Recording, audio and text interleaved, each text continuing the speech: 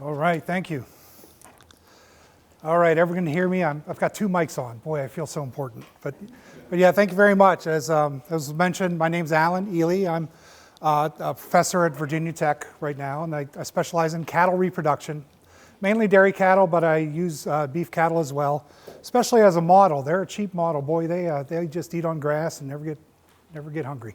So what I want to do today, and I'm glad there's so many undergrads in this room, that I do so many presentations, it seems, anymore to researchers and senior grad students and the like, and I'm excited to have such a nice crowd of undergraduates who would be probably more interested in understanding the problems that I deal with, the research that I do to answer a question, and the techniques that are being used.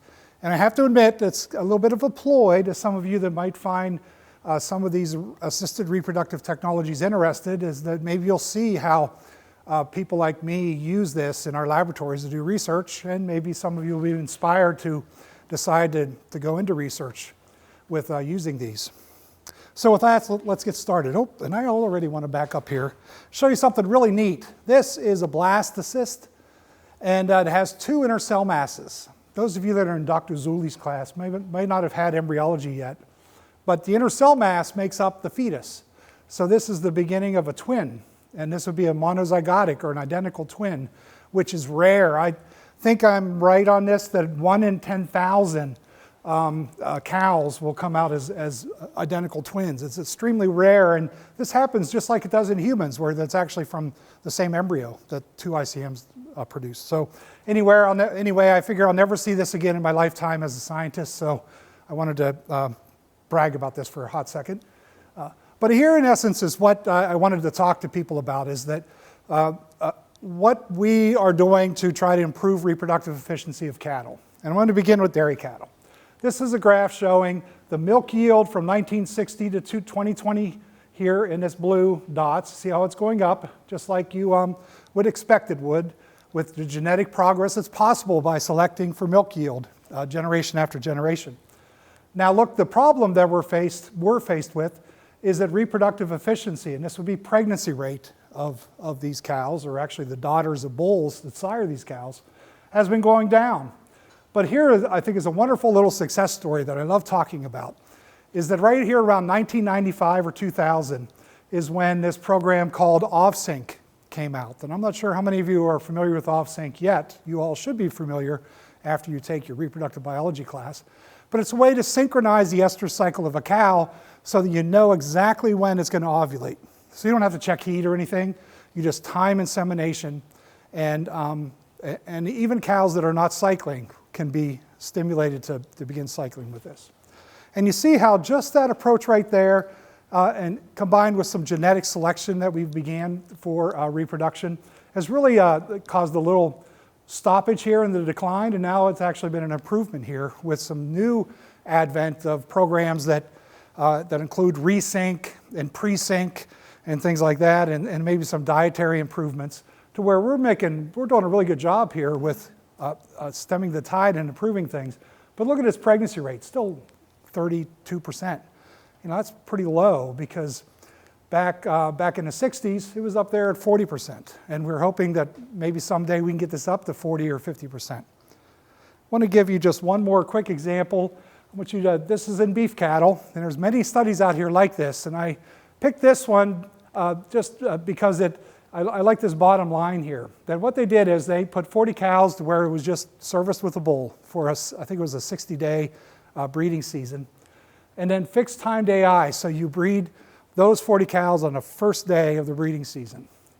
And here was kind of odd, because usually you would see an increase in calving rate and an increase in the percentage of animals that would be pregnant in their first 21 days. Here you didn't, but still, even with that, you saw a $3,000 increase in total pounds of calves weaned. So the benefits of insemination, timed insemination, are even shown in beef cattle. Now, the problem we still have, and this is where I think some of my work comes in, and work of several others across the country, is that we have a problem with, we kind of solved the problem, I think, with getting cows bred so that they can become pregnant. And many of them do become pregnant, but then they lose their pregnancies. And this is what I'm studying, is that over the first 7 days after gestation, you can expect, after fertilization, you can expect about 85, maybe 90% of the animals will have a fertilized embryo. So fertilization rate is really not a problem in dairy or beef cows. But what is a problem is embryo death. In its first 7 days, you see how that drops just so amazingly, and it's amazingly good for someone like me who wants this to research, but it's terrible for a producer, isn't it? Because, at the end of the day here, if you look at this final calving rate, these are dairy cows here, but beef cows are pretty similar. 1 in 3, 1 in 2 animals that you breed are going to produce a calf. The rest of them you have to rebreed. And a lot of losses occur here. There still are more losses after this time period here, and you would do your first pregnancy check here at around day 30 to 60, depending on whether you're a beef producer or a dairy producer.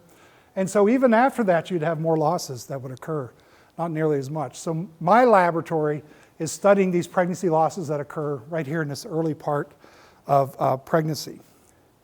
What we think should be possible, it's not, I'll let the cat out of the bag with the answer to this question, is that if you were to transfer an embryo, a healthy embryo, into these cattle, you would think that the hypothetical calving rate would be 75 to 80%.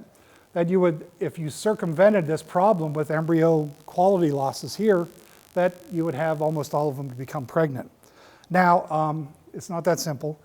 Pregnancy rates would go down afterward, but if you used this scheme, you can get calving rates that are a little bit higher than what it would be for AI. And this here is called a multiple ovulation embryo transfer scheme. It's where you'd inject FSH into cows twice a day for 4 days, fertilize them, let the embryos grow in the animal, and then flush them out. So this is the way that, if some of you have seen embryo flushing, this is what we're doing. We're flushing superovulated cows and to get their embryos. So there are still problems here.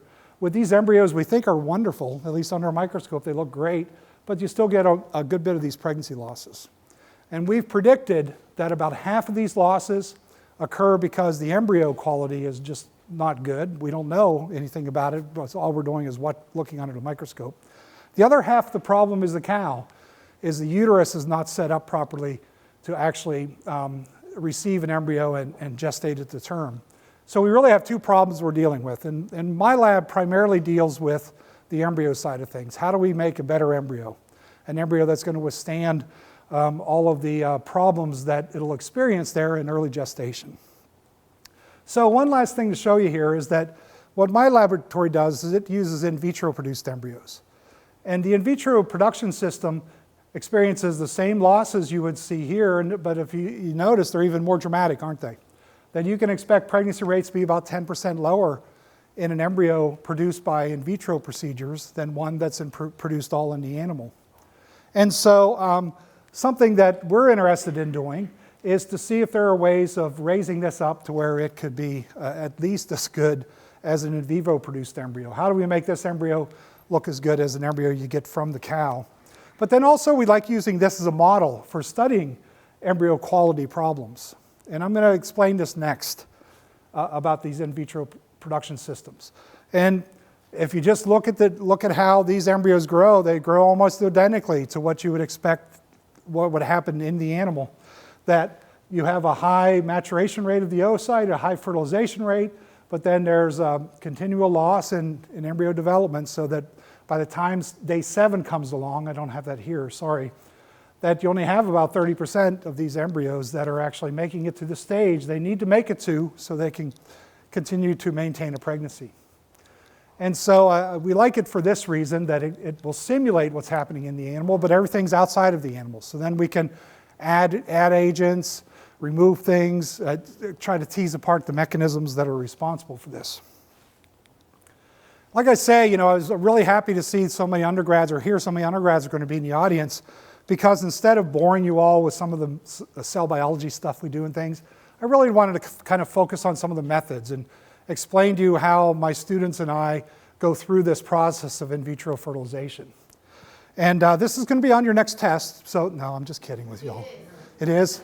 No, I put this up here because it seems so complicated, doesn't it? This is actually my student here, Savannah, just graduated last year, and she published an article about this procedure, an updated article about this. And this was her graphical abstract, and I gave her crap high and low, saying it's so dang confusing, but I had to show it to say, no, it's not confusing. And here, I'm gonna tear it apart for you here. So just hang with me for a couple slides. So I hope you don't get grossed out about this. I don't have much blood, but I have some tissues in this. These are ovaries, right? Okay, good. Man, Dr. Zulli, you're really training these kids, aren't you? So we start with this. What we do is we get up at 6 in the morning. One of us drives down. We drive down to South Carolina. It's a 4-hour drive. Go to a slaughterhouse there, pick up 300 ovaries right off the plant floor, hightail it back, and then when we get back to the lab, everyone kind of devours into this mess of things and looks for ovaries. And we have 3 types of ovaries we identify from this. We have ones that we think are really good, mediocre, and really crappy. And really, if you look close, and I'm not sure it's dark enough to really see this, it's okay, it's not a problem, is that these little dots here, little blister-looking things are little follicles. So the more follicles that an ovary has, the better we like it as our candidate to get oocytes from. And sometimes, though, we have so much need that we have to go down into these things here. We end up getting about 20 oocytes out of each ovary in a procedure I'm about ready to tell you about, but only about 10 of them are ones that we'll pick for subsequent procedures. So what we do is we will put them on a clamp, cut the little connective tissue part off here, and then take a scalpel blade and put little X's across each of those things. So yep, we have a student that'll just, or students, there's like 6 of them, that'll just sit there for like an hour and put little X's in here to release the oocytes that I'll show you in the next slide. Before we do that, we came up with, I thought it was a wonderful little way of actually cleaning up all the muck that comes out of here, is we'll put it through a little filter to strain things. So the oocytes stay on top of the filter. Some of the blood and other things will go through. So within 5 minutes of getting things done here, you have things under the microscope and you're looking at them. And so this is what we're going to see under a microscope. As you start things off, you're going to see oocytes look like this. And again, you haven't learned this yet unless you took class last year, and I'm sure you remember, if you do, that these are called cumulus oocyte complexes, right? They're oocytes encased in cumulus cells. These cumulus cells are granulosa cells that are considered nurse cells. They actually have little projections into the oocyte that will help them grow at this stage. And so we have things like this under the microscope, and then after we select them, we select the really good ones here. And yeah, Dr. Zulli, you should put this on your test, that an acceptable oocyte is one that's evenly granulated ooplasm, so it's not salt and peppery. See that? There's a little salt and peppery one here, really dark one there, we don't want that. Salt and pepper there. There's even one up here that's salt and peppery, and it only has oocytes on cumulus on one side of it. So we don't like those. We like ones that are completely encased within that COC complex. And so like I say, we get about 10 of these per ovary. A student usually will want to run about a study with 200 to 300 of these cumulus oocyte complexes. So they have to slash 20 or 30 ovaries to get this. And then they will put them in one of these conditions, either into a 4-well plate. This is very common for any of you that have worked with Transova or ST Genetics or anything like that. We've also seen examples of using a little 35 millimeter plate. We actually like using these drops. These are just little 50 or 100 microliter drops. We think that that smaller environment is good for them. But this is not common in the industry as far as I know. So then after that, let's see, we let these grow, mature for a day, and then my students say that they get fluffy and furry. So what happens is that cumulus will expand out, and that cumulus expansion, you must have that, because then you know that they've matured, the cumulus have done their job, and now those projections have been knocked out and the cumulus are trying to extend away. And you also give it an opportunity for the sperm to wiggle its way through the cumulus cells and into the oocyte. And this is the sperm procedures we used. Just very generally, we'll use frozen semen. We probably go through, oh boy, I forgot to count before this. I imagine probably $10,000, $15,000 of semen every year that we get, don't tell anyone, we get for free from select sires. Because what they'll do is they'll take the bulls that didn't make the cut or people are not buying and put them in a side tank for Virginia Tech. And then every year or 18 months, I run up to Columbus, Ohio, and get like 600, 800 units of these semen here. And so that's an example of a semen straw. And I know it's going to be really hard to tell here, but what we actually do is we'll put this semen on top of this density gradient here, and we'll centrifuge it. And if you can tell, after you centrifuge it, the live sperm are actually going to end up at the bottom. I don't know if you can tell. There's a little clump there, a little pellet there. It's really cool because sperm, they're very dense, very little cytoplasm. So if they stay alive and don't lyse, they'll stay very dense and will pass through the gradient. Ones that are dead or dying will have lessly packed cytoplasm and be more liquidy, and they won't make it through the gradient. So we have a wonderful way of picking the live sperm out of here. Let's see. So then after fertilization, this is the fun part for me, is that we get to evaluate embryo development. So this is usually what we'll see on a good day after 2 or 3 days from fertilization. You see you have a 2-cell embryo, some 4 cells, even ones that are a little bit larger. You'll have some that might not be looking good. You see here's a blastomere that has a little separation in it. This is usually a sign that blastomere is going to die, and maybe the embryo is going to die. But then after 7 or 8 days, we hope to end up with a blastocyst. So this will be an embryo type where you have an outerlying trophectoderm, placenta layer, and then an inner cell mass, shown here, a little cell mass here or here, that's going to represent the embryo itself, the fetus, and some other extra embryonic tissues. I especially like this one. This is one that's kind of being hatched out of the zona pellucida, which happens very nicely for us, and we don't want that because we don't like transferring embryos when they're hatched. So in some regards, we don't like seeing this, but it's nice to see that it's possible. And you can see the little ICM here and all these little cells that are going to be the trophectoderm.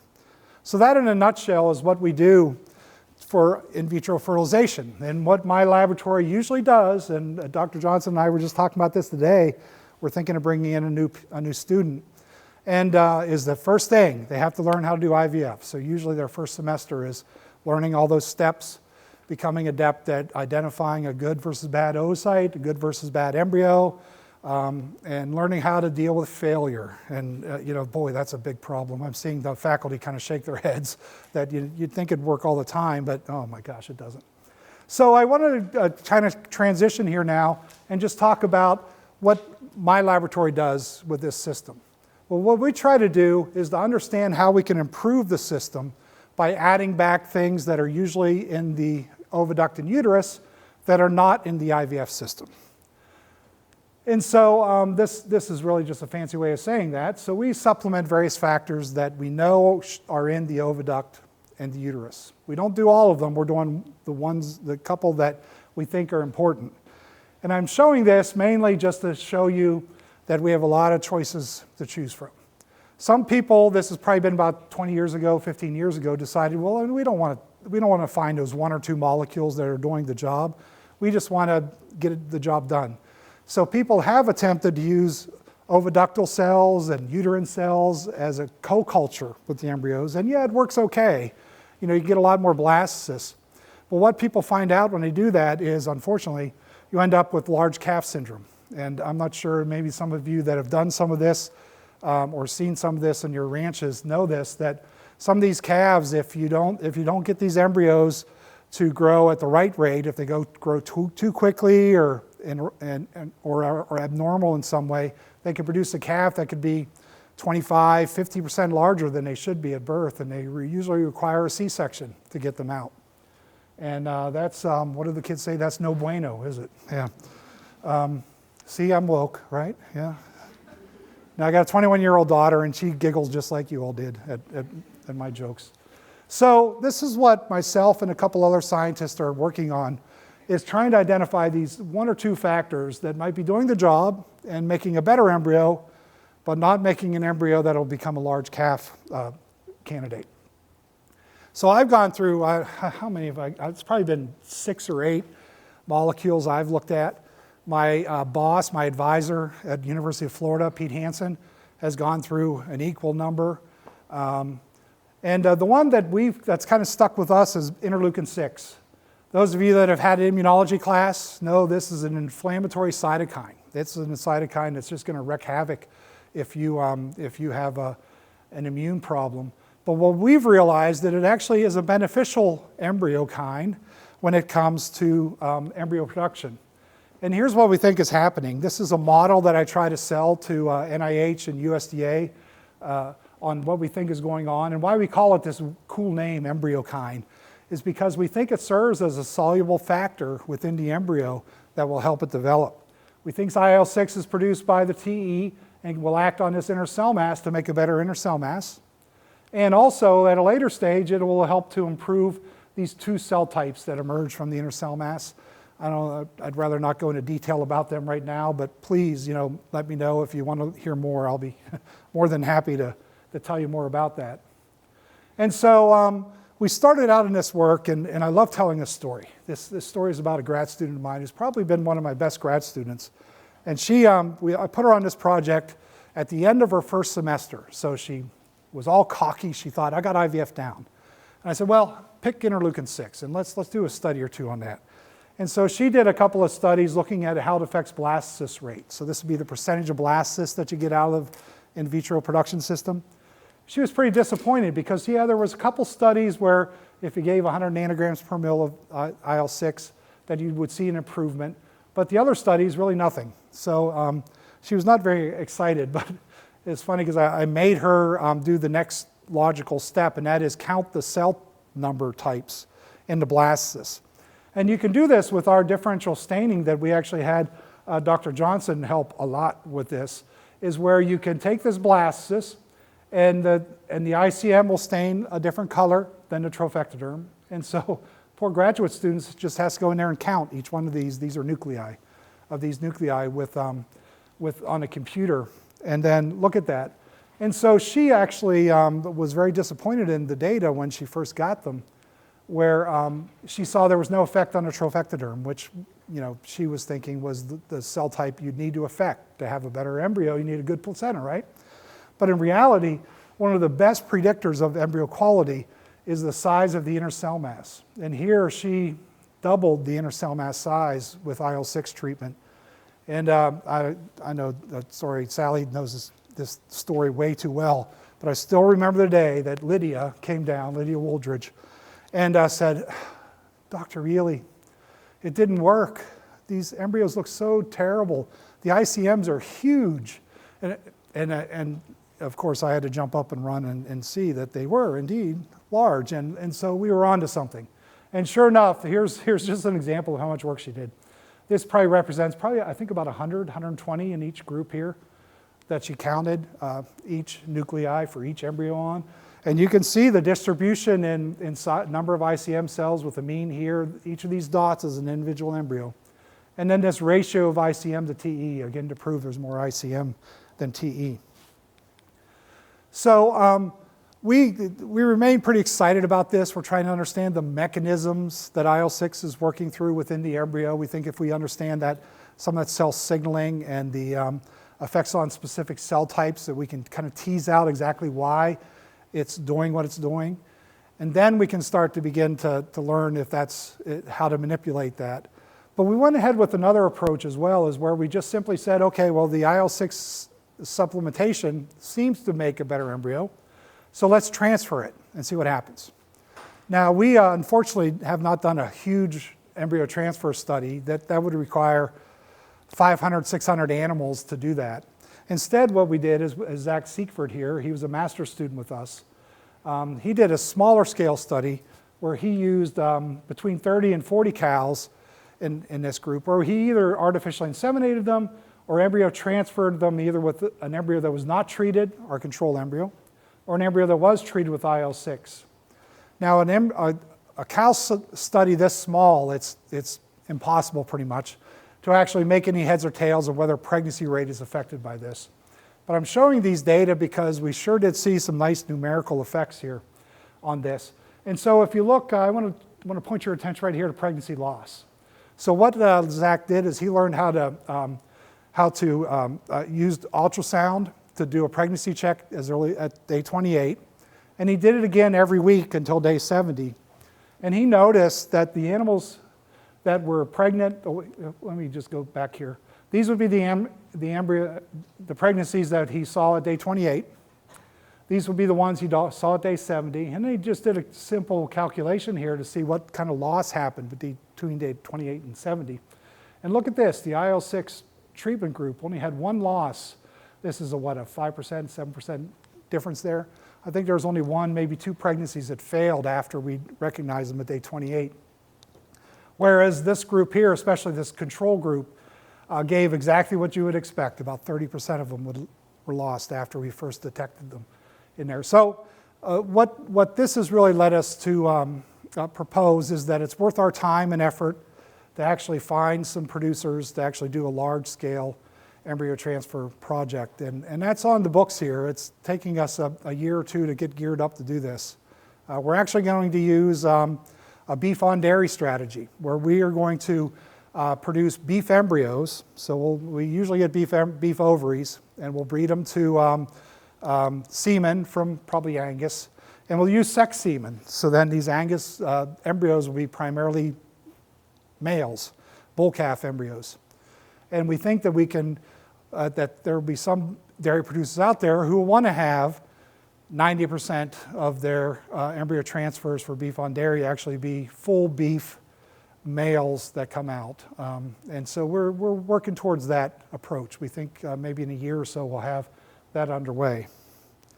That's really exciting for us because, you know, I told myself when I was way young like you all, and I was one day many decades ago, that, you know, I love basic science. I love waking up thinking about cell biology, developmental biology. I know you all are like, oh my gosh, he's a weird fella, isn't he? But, you know, I always thought that before my career ends, I'd find a way to translate all of that to the industry. And so it's kind of cool to think about, man, maybe I'm onto something. Maybe our lab is onto something. Old Lydia really did things right and came across something that would help us. I wanted to show this real quick before I end here, that Zach took it a step further, that what he did is he actually did some morphometrics on the fetus itself. So you could take this ultrasound and actually capture images and then measure the size of the embryo or the fetus. And he did that. It's pretty hard to do at day 28, but beyond that it gets kind of easy. And it's very hard to see this, I know right here, but what we're seeing is these IL-6 treated embryos are growing at a rate that's very similar to the control or the AI group, sorry. The control embryos from ET, the IVF ones, tend to lag in development. They're smaller at first. What's weird about that is they'll be smaller at first, but then they'll start catching up, and by the second, third trimester, they'll actually overgrow the other ones. So their growth trajectory is all out of whack this early on. And this is what these data are showing here, which again kind of excites us for the idea that maybe IL-6 is a way to improve pregnancy rates from in vitro produced embryos.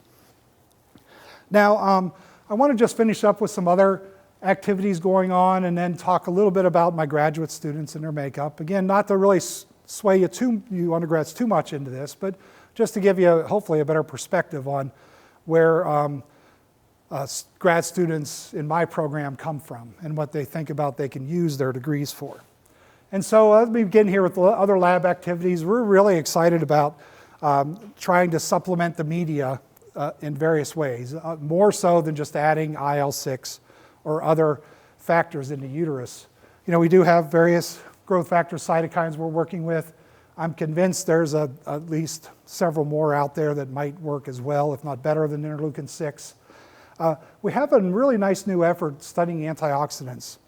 You might recall this from some of your classes in biochemistry, but these things just seem to do a really nice trick, and I'm actually surprised that embryologists haven't thought of this before this.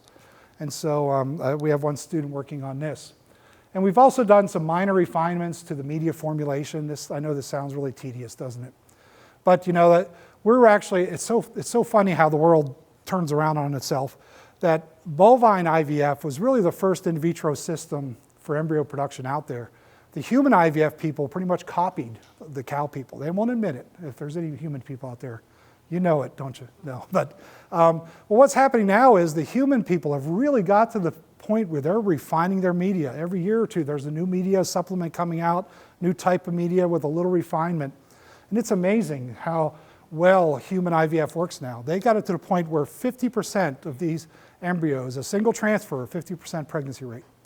And that's amazing for, and especially for couples that have a problem getting pregnant normally, and yet they produce an in vitro produced embryo and 50% of them will catch. So we're trying to learn from them and actually make some more refinements in our cow system. We also recently are working on our cryopreservation success. One of the problems we have with an in vitro produced embryo is that it doesn't like being frozen. Well, it's okay being frozen, it doesn't like being thawed again. So we're trying to work through some of those problems. We have another project on oocyte quality. The quality of the oocyte seems to be a really big problem, both with in vitro fertilization and if you're just trying to do AI in the cow. And so we're trying to work on that some. And we actually have a supplement here from Fibro that we've been working at with some things. And I wanted to actually show you a little bit about how we do this oocyte quality work, and that'll be coming up here in just in a minute. Lastly, stem cell biology. You know, this is something that I'm excited to get working into here in the future. But so I kind of let the cat out of the bag with what I think some of these applications could be. So one would be a beef on dairy approach. And you know, it could well be that we're getting close to the point where it might be more cost effective to use an in vitro produced embryo on an animal, especially a dairy cow, than to try to breed them over and over and over again. And so here's some data from that. This is actually data from Sim Vitro. So they are a SimPlot company, and they offer in vitro produced embryos. They'll freeze them back. They'll send them to you by FedEx, frozen, ready to rock, and you just thaw them out and transfer them. Well, an expert has to transfer them. But when you do that, their pregnancy rates, their conception rates are comparable when you use their embryos with what beef semen is. Be careful though, what they don't tell you is that remember, after your first conception check at day 30 or so, you're going to get about 20% loss on these, and you're not going to get nearly that there. So they still are a little lower, aren't they? But it's getting pretty close, and these run about $50, $70 a pop. I think semen's running, what, $30, $25 a pop, depending on the semen you use. So we're not quite there cost-effective wise, but if you've got a cow that you want to keep in a herd, and she's not settled after 3 or 4 breedings, you know, this is what their market is. They're marketing for people that will try an embryo transfer approach to get over some problem that the cow might have here. And then something else the lab is working on is improve in vitro ovum pickup efficiency. I'm going to tell you about this procedure here next. But this is what TransOva, ST Genetics, all those groups are using now in place of multiple ovulation. So they don't use FSH treatments much anymore. If they do, they use FSH with this approach. And so this is the conventional in vitro fertilization approach, and about the cost to produce one embryo, $150. If you did this ovum pickup approach that I'll tell you here in just a minute, it's going to cost about double that, or almost double that. But here's why people want to use it, is because you can collect more often and you can get more embryos out of the system, 4 times, 8 times more embryos. And so people that have the valuable genetics want more embryos, want that additional dollar and distribution. And so this has become pretty popular for the purebred industries in both beef and dairy cattle. And then even in commercial dairies, I've seen some people using this. I'm going to go through this really quick just to kind of set up my next slide, is that this little dot thing here is showing the worldwide number of in vitro produced pregnancies that happened over the years. And so it started in 2000 and it's gone up here to 2018. This rise has been primarily because of North American adoption of ovum pickup. There was quite a bit going on here in this 2000 and 2006. This was primarily because of work done in Brazil and Argentina, so South American ovum pickup. And so we really, in the North Americans, have adopted what the South Americans have been doing for a couple of decades.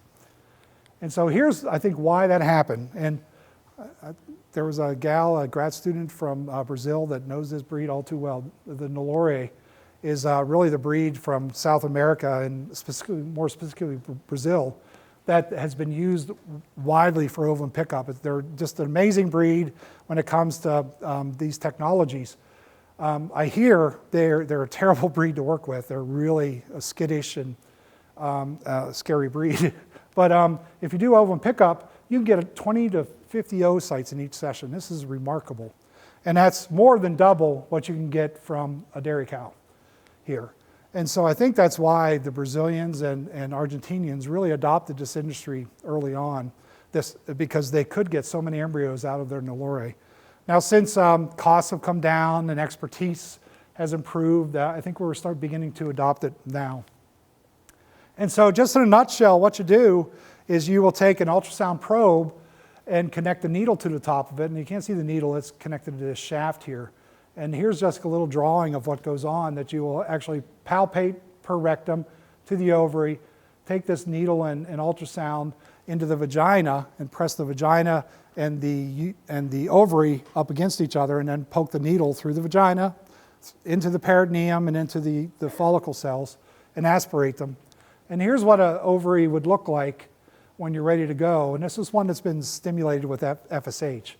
And you see these two lines here is the path that the needle is going to take once they release it. They haven't released the needle yet. And now the tricky thing is, you see that thing right there? That's a finger. And so you have to be prepared that every now and then you're going to get a finger poke. It doesn't sound disgusting, but yeah, unfortunately it happens to everyone, but me. I'm perfect, but no. And so that in essence is what you do. I'm told it takes 100 cows to get to where you think you have some skills, and about 500 cows to get to where you're ready to actually do it commercially. So it's a long process. And this is my student Jessica, who's learning this now, and our other graduate student, Mary Ealy, who's been our embryology tech. Here's a student here, Trinity, who's learning, and she's not allowed in the embryo lab because she's dirty, so that's why she's looking at us strange here. But you know, this is stuff that we try to do. We've got a couple students that are learning this now, and I think this might be a nice future for our laboratory to have students learn this procedure and potentially use it. So I want to go through this really quick because I'm stealing time from Dr. Johnson here. But just to summarize, you know, I hope you got at least some information from me about how we use in vitro production systems to answer biological questions, and with the eventual goal of trying to improve pregnancy rates, fertility of cattle, dairy and beef cattle. And along the way, we're hoping to learn more about how to improve oocyte quality and other facets of the process. And so yeah, I'm thinking one day soon we might have a cost-effective source of embryos. We might be able to find ways to improve OPU efficiency. So if I hazard a guess in the future, next 10, 20 years, you'll probably see more embryos that people are transferring than using semen for artificial insemination. I think AI is here to stay, but certainly embryo transfer seems like something that's going to be part of our future. And this is my last slide.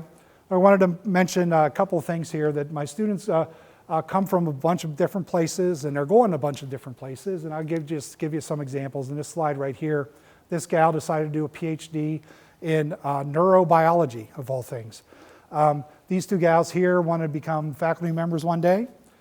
This gal is actually an undergrad, and she wants to be a human IVF technician. The one next to her, she wants to direct a human IVF laboratory. And then this fella here is going to vet school. And so we have people that on all courses of careers that are coming to light here. And I even want to kind of plug a little bit more on undergraduates. This person here are undergraduates at an event we had. They both had undergraduate fellowships, so they got a little bit of money to do some research in our laboratory. And I don't know what kind of possibilities there are to do research here or somewhere else, anywhere at Virginia Tech. But you know, if you think you enjoy the idea of research, you know, try it out. If you hate it, yeah, you tried it out when you were young and it passes. If you love it, then you know that you have some options here. Okay, so let's see. Yep, that's about it. I just wanted to kind of mention real quick that these are some other people over the years that we've worked with. This is Lydia. I pick on her a lot, but boy, she really did have a wonderful impact on things. And she's actually went into mouse work, so she works at Jackson Laboratory as a postdoc. So thank you for your time.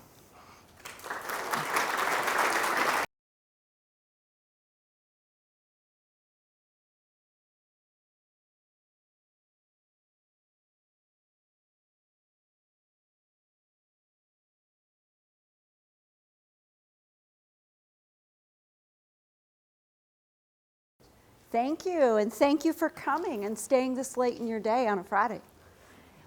So when I first got started with this, I had great plans of showing you all of our different models. So we work with mice. My lab has several colonies of transgenic knockout mice that we use to study muscles. And we have our horse, which I'll talk primarily about today, as well as I have a collaborator over in kinesiology, and so we also will do some work biopsying human athletes, and especially we like to use a bunch of gadgetry these days to monitor workload in women's soccer players. So Virginia Tech soccer team is our subject of choice there.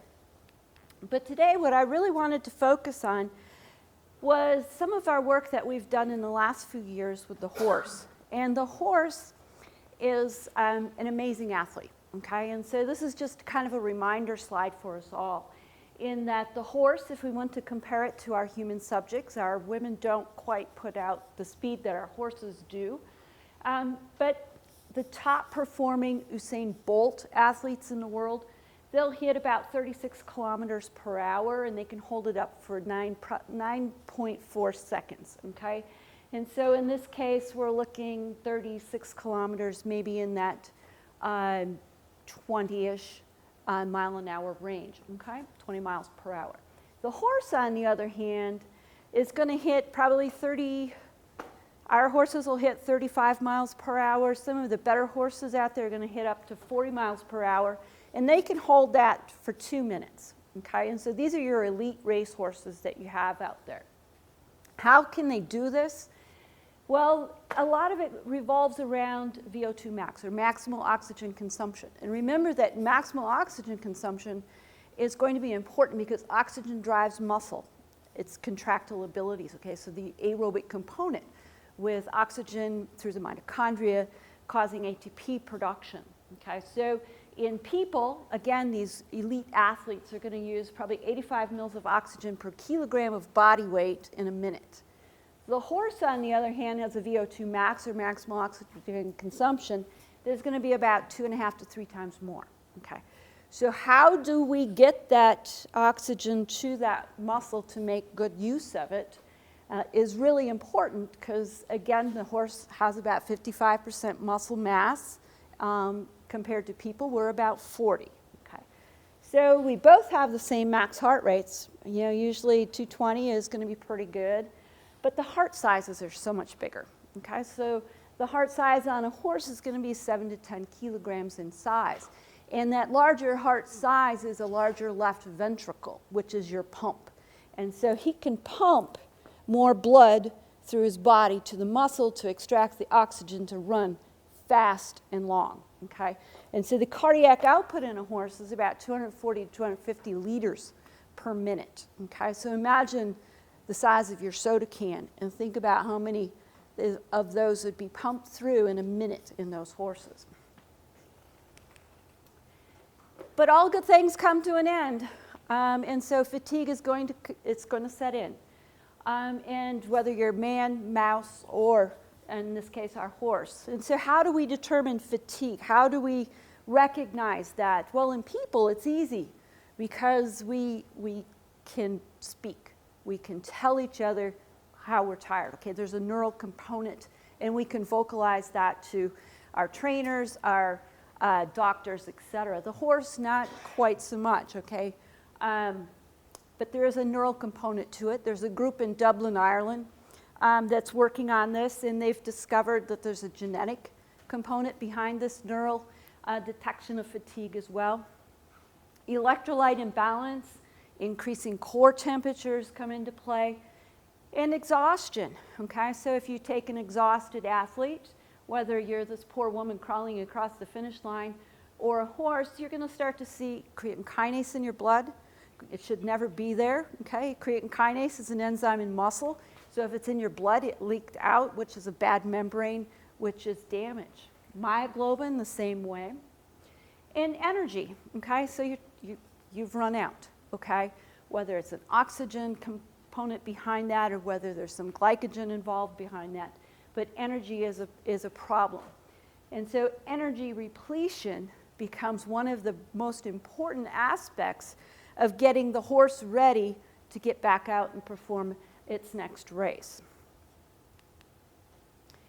And so we study how do we make the horse recover faster, okay?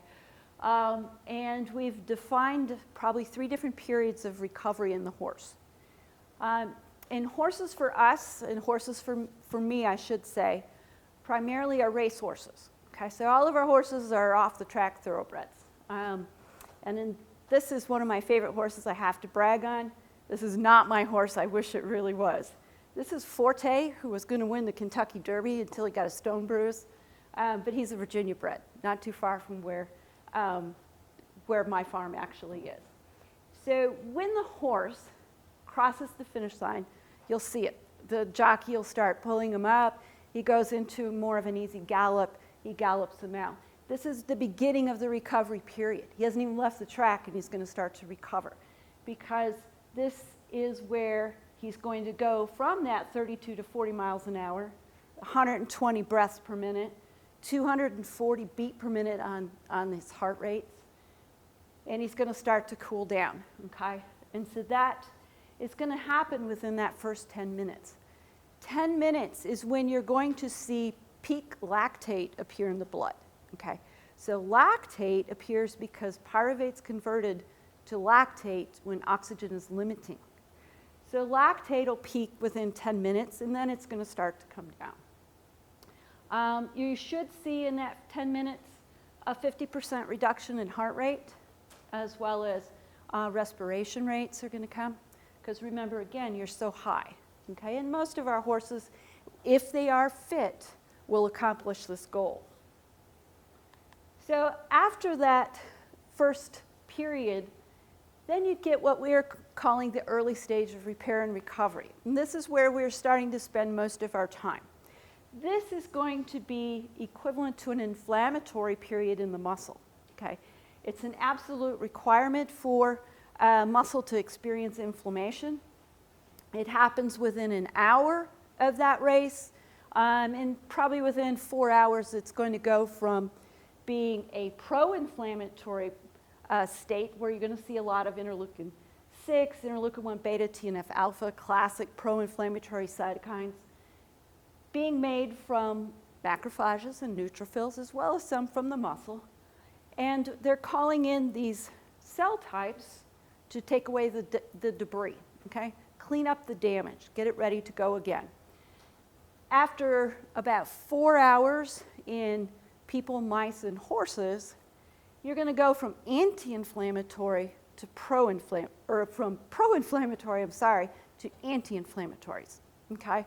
And so now the macrophages are going to start to make what we call interleukin 10 to start to ward off these invasive cells.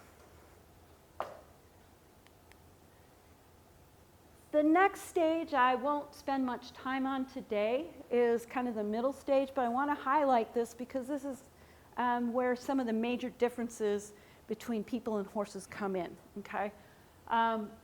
The third period, if you will, is a kind of a middle stage of the road. And you're going to start to see an increase in muscle protein synthesis. So again, this is still really early because we've gone from 10 minutes to 4 hours and 24 hours. So this period is usually about that 36-hour period out to maybe 3.5 days, okay? And here you start to see protein synthesis in the muscle because you're repairing yourself.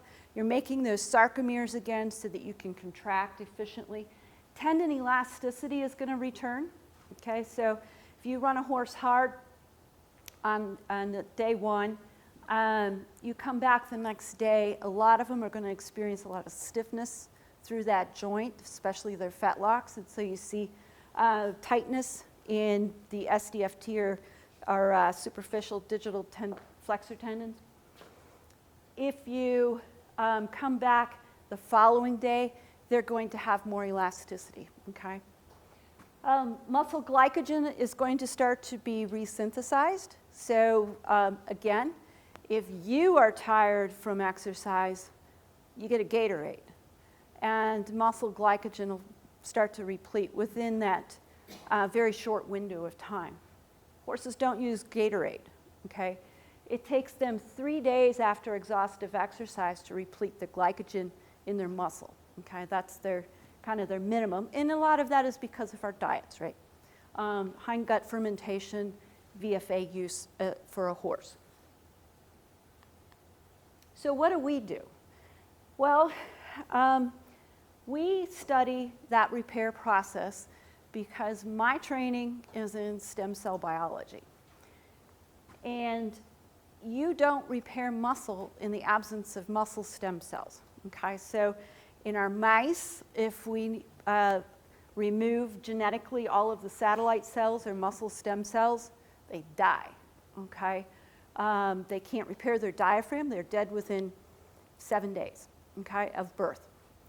If you ablate them later in life, they are fine. Some of them actually grow, but if you damage them, they don't remake their muscle, okay? Instead, you make a lot of connective tissue and fat instead. And so, again, no repair or regeneration is possible. So we spend quite a bit of time on that topic. Horses, or I should say people in mice, if you damage their muscle, they're going to begin to repair within 24 hours. You'll see peak stem cell activity in 24 hours. If you are a horse, your peak stem cell or repair processes happen at 7 days, okay? Very different. People are done by then, okay? So stem cell activity in a person is back to baseline within 2 days. In the horse, it's 7 days before they hit their peak. And so we've spent a lot of time looking at, well, what's going on there? And in reality, I can share with you, because I didn't bring the data, the horse is actually faster than people. The reason that we never believed that it had that activity prior to 24 hours is because we just didn't look hard enough. The horse is actually, within 1 hour, has already put stem cells into the adjacent fibers for repair. And so the horse has 3 different populations of muscle stem cells that actually fix it after he's done with his exhaustive exercise.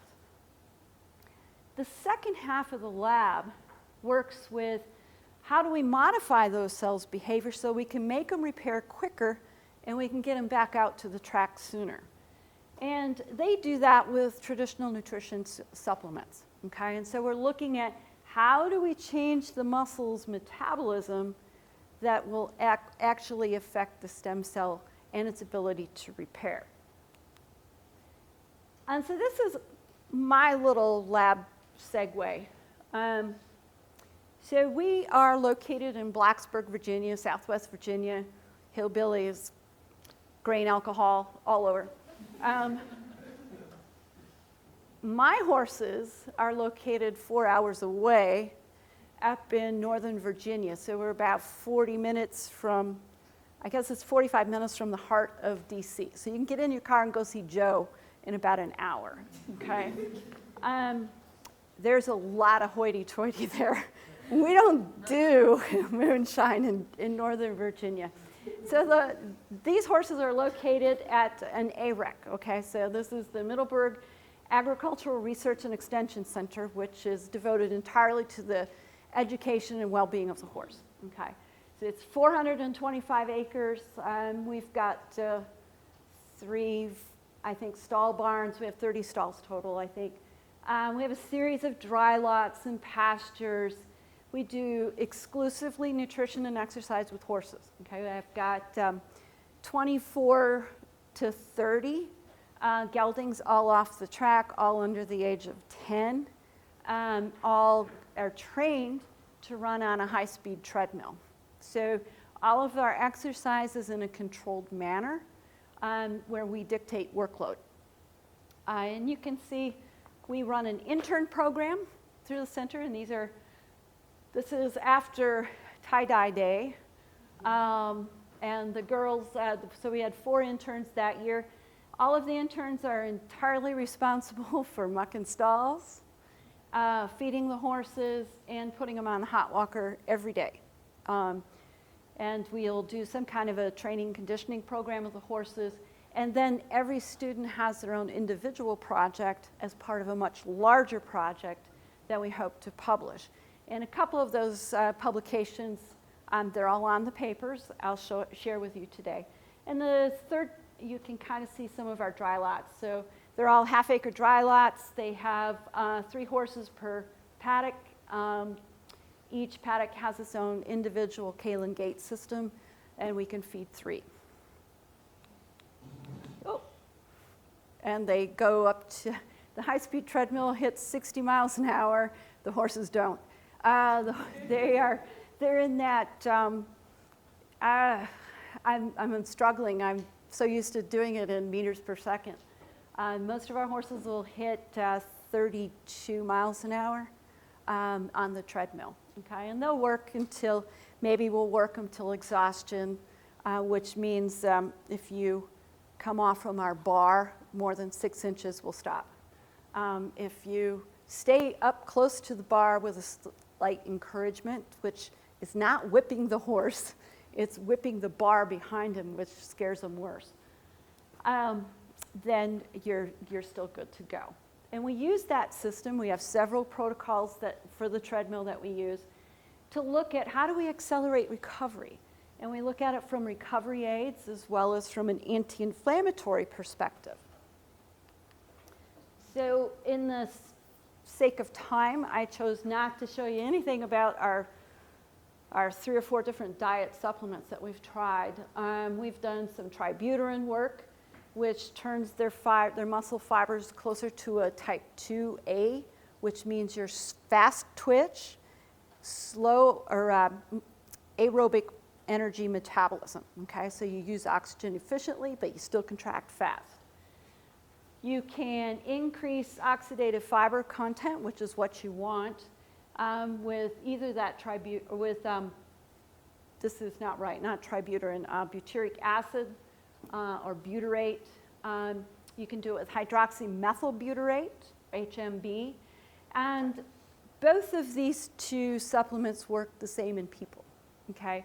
So like Dr. Ealy, we always try to persuade NIH that the horse is a great model to study human exercise. And our last one that we just put out last year was carnitine, which helps put fatty acids into the mitochondria. It actually improved fetlock flexion following administration after they've run. Okay, again, so helping the horse get back into a condition where he could work if he needed to. Instead, I thought what I would focus more on is the last intern project and grad student projects, looking at anti-inflammatories and their use during the recovery period. And this is one that's always a little contentious because when we think about horse racing, which I think a lot about, the horses are really fast, and sometimes the owners get a little faster behind the scenes. And anti-inflammatories for horses usually come in the form of bute and banamine. You can't give those within, I think, 24 hours of a race now. But what they actually do is there's some evidence that they delay stem cell activities, okay? And so it's not really in your best interest. Might help with some sore problems, but you could delay. They also use a lot of other aids out there. Some of them, of the commercial supplements and aids, have been published on, others not as much. And the one that we chose to focus on in the last year or so is hyaluronic acid, okay?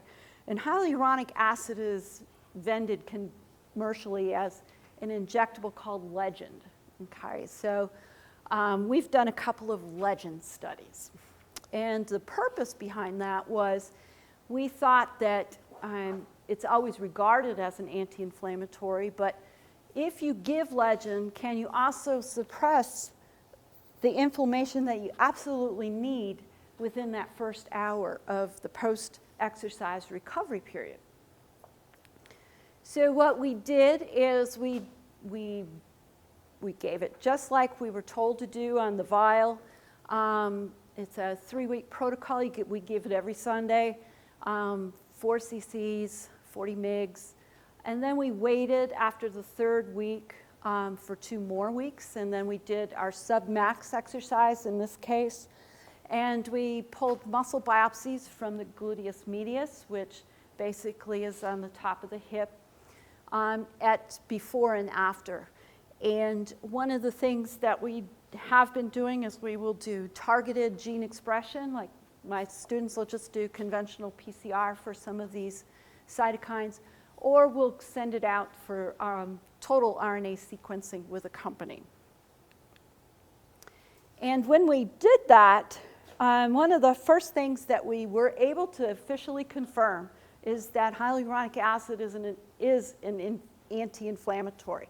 So this is just comparing horses before they even did any exercise against those that had their Legend injections. And if you remember your immunology courses, you can see that all of these genes shown on the left, or classes of genes, are going to be different in the Legend horses. They're actually much lower, okay? And so Legend actually suppresses genes that would be important for T-cell activity, leukocyte formation, phagocytosis, all of the things that you really want to have happen after you've worked your horse really hard. So they're all being suppressed, and that isn't a traditional anti-inflammatory response. So then the question becomes, well, oh crap, if you suppress inflammation, what if you work the horse, will they come back? Because you have to have them, okay? And it does, okay? So even though you have stopped a lot of that inflammatory reaction, shown here in red, okay? So this is going to be horses 1, 2, 3, 4, and 5. You can see these are all red, and red means down, okay? And so all of these genes on the right are very low. And then you exercise them, okay? And after you exercise them, they all turn green, or the majority of them are going to turn green. And that means they all went up, and they all went up comparable to their controls, okay? And so even though it acts as an anti-inflammatory, it doesn't stop inflammation from occurring after you work your horse hard. The other thing that is important for anybody who ever works with the horse to notice is the horse-to-horse-to-horse variation, okay? So there's a lot of individual responses amongst the different horses. So globally, yeah, all the genes came back, but some horses respond more effectively than others in this case. So this got us into the world of cheaters. This is actually my animal tech. And the other thing that's really fun in Northern Virginia are 2 things: fox hunting and 3-day eventing. And so everybody up there, you can't throw a stone without hitting these people. And so this is my tech, and she's an avid 3-day eventer, and when she's not doing this, she's hunting. And one of the things that they have started doing, and so it's 3 days. The first event, I think, is dressage. The second event, or second day, is cross country, and the third is dressage. Before you go to the event, you give your horse an injection of Legend, okay? And so this is an intravenous injection. You do day 1, you do day 2, which is cross-country shown here. At the end of that day 2, you give that horse another injection of Legend. That's not what the bottle says to do. And then you get up in the morning on day 3, and you have to jog sound for the judges. And so they're doing this because they believe it makes their horses jog sound and gives them a little bit of a cleaner vet bill and bill of health as they move into their final day. So we have a protocol for the treadmill and the hot walkers that is meant to simulate a 2-star cross-country event, and we repeated basically what they're doing. Okay, so we give it, we wait. At the end of the equivalent of a cross-country, we give it again. And then we look at what happens to before and after flexion through the hock and fetlocks, and we look at heat production in the muscles, we look at heat production in the legs, and we've done a couple other things with those samples as well.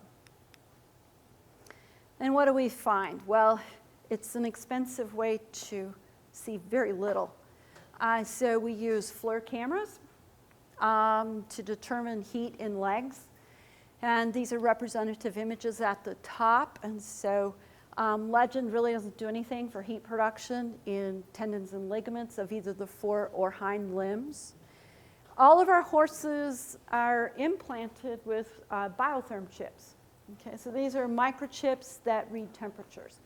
So we have herd health has to be checked daily because of good protocols with IACOC.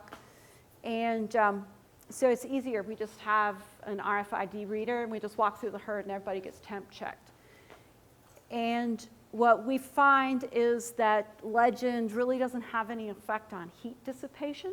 And we check that because if you have inflammation in your muscle, you would expect it to be warmer. And so we thought maybe possibly we could detect it with our biotherm chips, and we didn't. And so as you can see, before you exercise, and again, this is about 99 to 100 degrees, after you do the first part of the 2-star, you come in to get on the treadmill, your temperature is up to 40. Remember, this is muscle temperature in the neck, okay? So it's not core temperatures.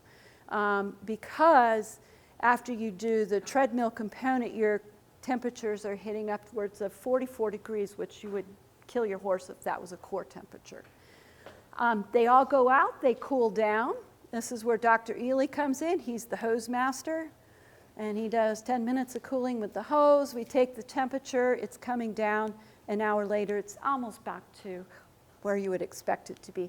And again, Legend didn't have any impact at all on that. When we looked at flexion, we saw a little bit of a difference. Okay, so here's another great intern job, is you also get to jog for the cameras. We use a lot of high-speed camera work. The treadmill is equipped with high-speed cameras, so we can record every stride ever taken on the treadmill. We can do all kinds of stride lengths, stride counts, flexions, you name it. We can do it with software. And then we also will do it outdoors on a flat, similar to what you would do if you actually took your horse to a real competition. What we found is that you give Legend because it's supposed to be helping your joints. If you give it basically a day and a half prior to a treadmill test, it does. There. So if you give it, this is before they actually begin their day. So this is a control horse. This is a Legend horse, and it has a greater range of motion through its hock. Okay? If you work the horse as your 2-star, you come back, you do flexion testing at 4 hours. It's already, these two are not different. The Legend horse has already dropped down, which is important to remember because you're supposed to jog sound here, and you don't jog any differently than what you do if you did not receive it. Okay. So probably your best benefit for giving injections to your horse in this manner would be before you even got started. So what do we know from the last couple of intern studies? Horses are very similar to man and mouse in regards that they have rapid stem cell activity. The horse is actually faster, okay? We just had to look sooner. So within an hour, we've already had stem cells fuse into a damaged muscle to start its repair process. But then they shut down, okay? At 3 days, you see maybe a little blip, not a consistent blip, and at 7 days, you see an 8-fold increase in their activities. If you modify that local muscle fiber, so you change it to a greater percentage of 2A fibers, maybe you do some NSAID treatments, what you can see is that you can alter the stem cell activities a little bit. If you give tributyrin, you can activate those cells much sooner. So in theory, you could accelerate some repair processes. And the last little bit that we can share is that Legend does act as an anti-inflammatory, similar to butanbanamide. And it probably helps more because I believe it's going to reduce the pain, okay? So you have some initial changes with flexion before you work the animal. It returns to baseline or returns similar to the controls, but we believe it probably also affects their pain perception as well. So with that, I would like to end, and I'd be happy to take any questions you have about how to work in horses or not work in them.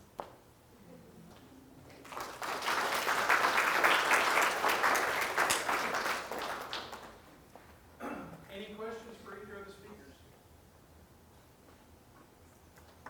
Well, I have one for each of you. It's an easy one, and I think it'd be interesting for people to hear.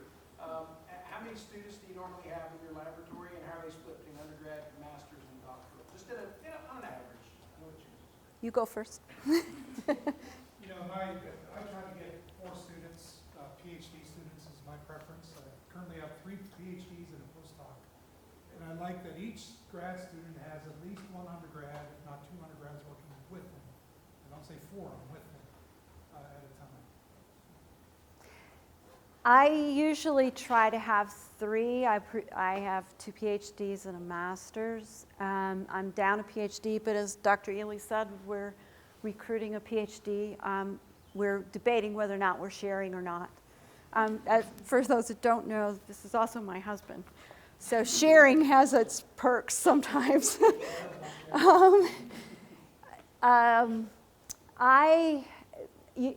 So my facility is 4 hours from main campus, so I don't want my graduate students to be there because if you're up there, you tend to miss a lot of seminars and coursework, scholarly activity, and so my students tend to live there during summers.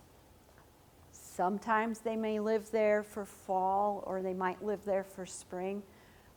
It does have housing, so I don't screw them over by making them pay rent in 2 places at once. But I tend to run my horses with 2 staff because the treadmill is dangerous. So I make my animal technician run that. My grad students are responsible for all of the muscle biopsy work that we do. All of the bloods and injections, everything, that's their jobs. And then interns is where my undergrads are. We usually have 4 to 6 in the summer at the center. And then undergrads in the lab, I tend to have 2 maybe. I'm really bad about that because I don't supervise my undergrads. My grad students supervise my undergrads. So I usually have to ask them who's working for me. Thank you. One last chance. Any questions? A question for you. What similarities and differences, I guess, did you see between the administration of that interleukin-6 versus that Legend? I know you mentioned So we haven't done any of the interleukin-6 injections. We just inject Legend, has been ours. The only thing that we've really done is an injectable. What we see, though, is that Legend suppresses interleukin-6, and it's only in the pre-exercise, okay, so baseline. So I would give you Legend, and I would not take it. You would have lower IL-6 than I would. But if we both work, we're both going to hit the same levels at the end. Sort of. I'm older. I'll probably be more. This question is for Dr. Ealy. So a few years ago, I did a project with bovine up in Nebraska, and so we were collecting slaughterhouse ovaries, and we found that when we put them in the cooler right after the slaughterhouse, so they were still very hot, so they ended up hitting each other, thus causing oocytes to die like immediately. So even though we were collecting them and isolating the stuff, sending them to the lab in Washington, we had a really bad conception rate. I was just curious, like, if you had, did you collect them, did you put them in coolers, or how did you get them back to the lab and having a decent right with your outside? Right. It's interesting. I was about your age when people were doing those studies to say, do they need to be warm to 38 and a half, like the temperature of a cow, they need room temperature, chilled. And what we do, and I think everyone does, is just room temperature. You have to put them in, I tell them put them in the back seat of the car, don't put them in a trunk or anything, the trunk will be too hot or too cold. So it's room temperature. But what we are also looking at is that we're trying to cool them a little bit. We call these the wine study, where we try to put it into a temperature of 15 degrees Celsius. And that's the temperature that all the hobnobs up there in Northern Virginia will chill a wine at. And so we have a wine cooler in our lab, and we can keep them for about a day, and they will be okay if they're chilled like a wine in a wine cooler. So anyway, room temperature would be the answer. We do have a lot of wine. Loudoun County, where we're located, has 72 wineries, 5 breweries, and 2 cideries. And I could find meat if you need that. Sounds like a pretty good place to live. Any other questions? Let's take them one more time.